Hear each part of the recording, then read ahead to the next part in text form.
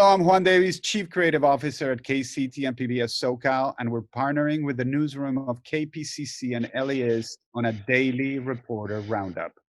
Brian, let's start with you today. Ballots are on the way to every California voter. When can we expect them in our mailboxes?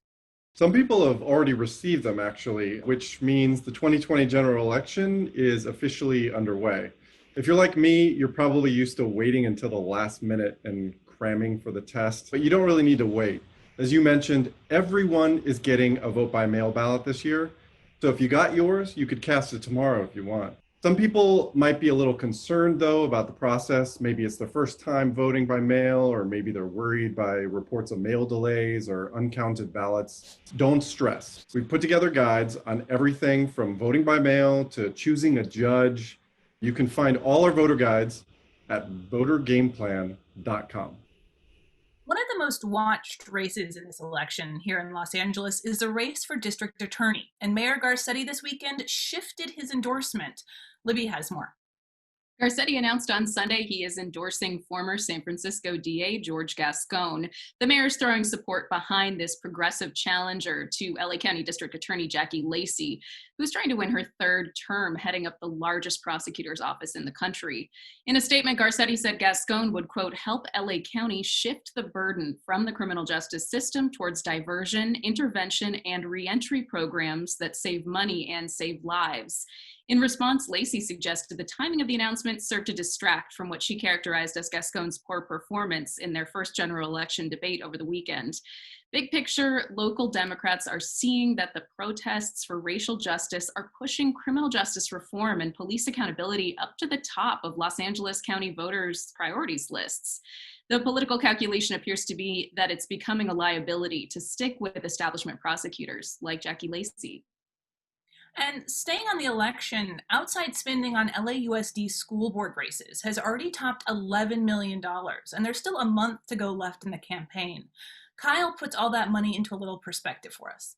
Yeah, Adrian, if you set aside the citywide race for mayor, it's becoming pretty clear that the most expensive local elections in Los Angeles are not for city council. They're for school board these days. And most of that spending is a race between charter school advocates and teachers unions who are trying to win control of that board. It's becoming a bit more of a one-sided race, though. For every dollar that United Teachers Los Angeles has spent this year, charter school advocates are spending $3 or $4. Now, the union balances that out with a traditionally better ground game. But, all told, this race is starting to look a lot like the 2017 campaign, which itself, currently is the standing record for an LAUSD race with $15 million. Well, charter schools are outspending the unions right now by more than they did in that race back in 2017. And if we continue at this pace, we're likely to see some new records in this year's LAUSD board race. And finally today, we're joined by Pilar Marrero. She's a consulting producer on a new KCET documentary called 187, The Rise of the Latino Vote. Pilar, you were a journalist at La Opinión at the time 187 was passed in California. What are the lessons we can learn today from what happened back then? Well, the documentary looks back at the time when California's demographic change had created a backlash. And it also shows how it changed politically after this proposition passed.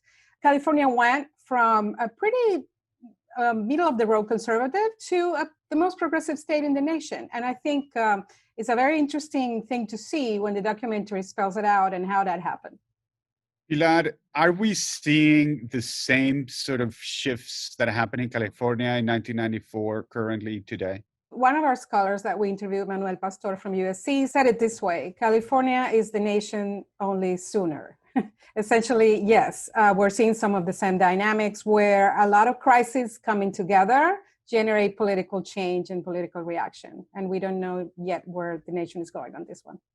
Well, thank you, Pilar. And make sure you tune in tomorrow at 8 p.m. for 187, The Rise of the Latino Vote. Thank you all at the KPCC and LAist newsroom. And thank you for tuning in. Take care of your health, your family, your neighbors. We will see you tomorrow.